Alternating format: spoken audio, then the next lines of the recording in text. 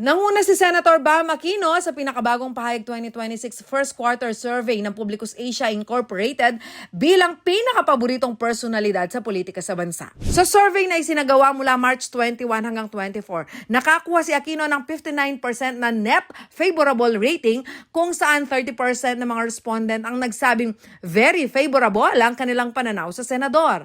Sumunod naman sina Senator Kiko Pangilinan at Senator Risa Hontiveros na kapwa nakakuha ng 50% na net favorable rating.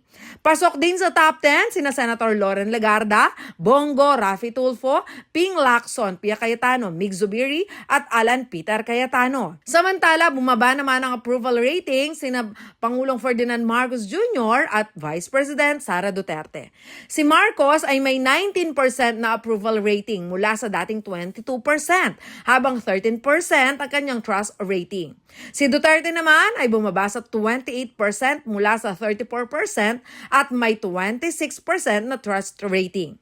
Batay sa survey, naghahanap ang mga botante ng mga lider na may reforma at transparency. Lumabas din na 88% ng mga Pilipino ang pabor sa tax relief at katapatan sa gobyerno, habang 81% ang nais ipagbawal ang political dynasties hanggang second degree.